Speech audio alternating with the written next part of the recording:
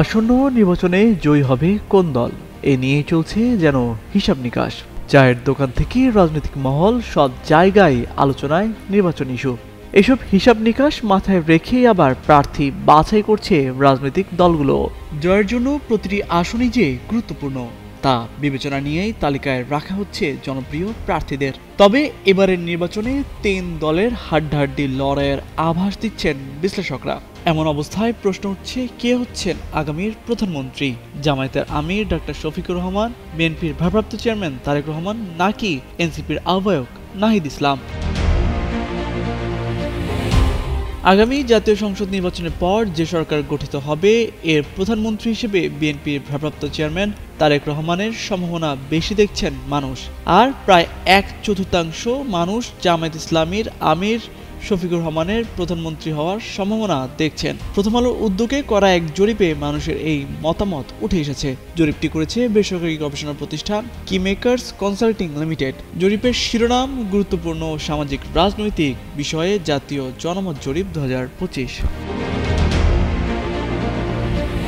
জরিপে একটি প্রশ্ন ছিল, বাংলাদেশের বিভিন্ন নেতার মধ্যে আগামী জাতীয় সংসদ নির্বাচনের পর প্রধানমন্ত্রী হওয়ার সম্ভাবনা কার বেশি বলে মনে করেন?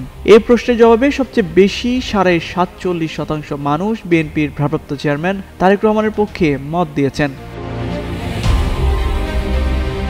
অন্যদিকে জামায়াতের আমির ডক্টর শফিকুর রহমানের প্রধানমন্ত্রী হওয়ার সম্ভাবনা মনে করেন 25.4% মানুষ। তিনি অতীতে জাতীয় সংসদ নির্বাচনে অংশ নিয়ে জয়ী হতে পারেননি। এর বাইরে 0.6% মানুষ জাতীয় নাগরিক পার্টির আহ্বায়ক নাহিদ ইসলাম এবং 0.2% মানুষ জাতীয় পার্টির চেয়ারম্যান জিএম কাদেরের পরবর্তী প্রধানমন্ত্রী হওয়ার সম্ভাবনা দেখেন। জরিপের আরেকটি প্রশ্ন ছিল, বাংলাদেশের বিভিন্ন নেতার মধ্যে আগামী জাতীয় সংসদ নির্বাচনের পর কে প্রধানমন্ত্রী হলে দেশের জন্য সবচেয়ে ভালো হবে? উত্তরে 37% মানুষের মত তারেক রহমান প্রধানমন্ত্রী হলে দেশের জন্য ভালো হবে। জামায়াতের আমির শফিকুর রহমানের পক্ষে মত দিয়েছেন প্রায় 32% মানুষ। নাহিদ ইসলাম প্রধানমন্ত্রী হলে ভালো হবে বলে মনে করেন 0.7% মানুষ। আর জরিপে অংশ নেওয়া 0.7% মানুষ মনে করেন অন্তর্বর্তী সরকারের প্রধান উপদেষ্টা অধ্যাপক মোহাম্মদ ইউনূস পরবর্তী প্রধানমন্ত্রী হলে দেশের ভালো হবে। জরিপে দেশের 5টি নগর ও 5টি গ্রাম বা আধা শহরাঞ্চলের 18 থেকে 55 বছর বয়সী 1342 জনের মতামত নেওয়া হয়। জরিপে অংশ নেওয়া মানুষেরা বিভিন্ন আয় শ্রেণী ও পেশার। গত 21 থেকে 28 অক্টোবর জরিপের তথ্য সংগ্রহ করা হয়।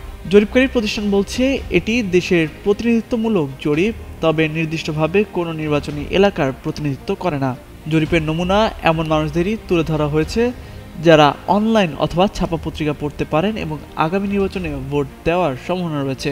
জরিপের ফলাফলের নির্ভরযোগ্যতার মাত্রা 99%। তামজিদ মির্জা, যুগান্তর নিউজ।